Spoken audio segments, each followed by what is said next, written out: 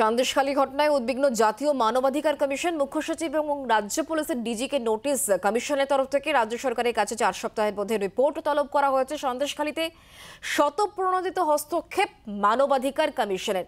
সন্দেশখালী সরেজমিনেও যেতে চায় কমিশনের একটি দল, এমনটাই খবর পাওয়া যাচ্ছে। এই বিষয় সম্পর্কে আমাদেরকে আরো জানাবেন, আমাদের সঙ্গে রয়েছেন আমাদের প্রতিনিধি রাজীব।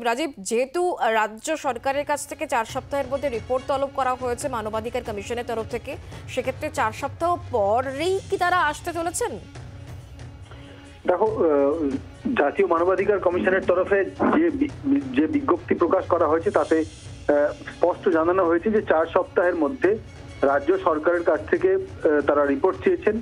রাজ্য সরকারের মুখ্য সচিব এবং রাজ্য পুলিশের মহানির্দেশককে 4 সপ্তাহের মধ্যে সন্দেশখালী নিয়ে রিপোর্ট চাওয়া হয়েছে এবং তারা জানিয়েছে যে তার মধ্যেই জাতীয় মানবাধিকার কমিশনের সদস্যের নেতৃত্বে একটি সদস্য দল তারা যাবেন এবং প্রতিনিধি দল তারা সন্দেশখালী ঘুরে এসে তারা রিপোর্ট জমা দেবে।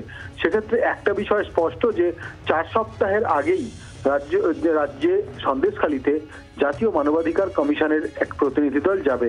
আমরা এর আগে দেখেছি জাতীয় মহিলা কমিশনের তরফে প্রতিনিধি দল গিয়েছে, জাতীয় তপশিলি কমিশনের তরফ থেকে প্রতিনিধি দল গিয়েছে এবং আগামীকাল জাতীয় তপশিলি উপজাতি কমিশনের তরফে কিন্তু একটি প্রতিনিধি দল যাচ্ছে।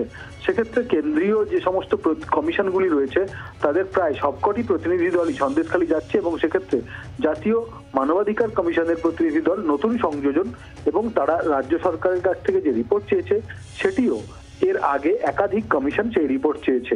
এক্ষেত্রে 4 সপ্তাহ সময় দেওয়া হয়েছে এবং সূত্র মারফত যে খবর আসছে জাতীয় মানবাধিকার কমিশন এর মধ্যেই অর্থাৎ আগামী কয়েকদিনের মধ্যেই তারা রাজ্যে যাবেন এবং কলকাতা থেকে তারা সন্দেশখালীর উদ্দেশ্যে রওনা হবেন এবং সন্দেশখালীতে গিয়ে সাধারণ মানুষের সঙ্গে সেখানকার মানুষের সঙ্গে কথা বলে তারা একটা রিপোর্ট প্রস্তুত করবে। বাংলার আওয়াজ, বাঙালির আবেগ, জি 24 ঘন্টা।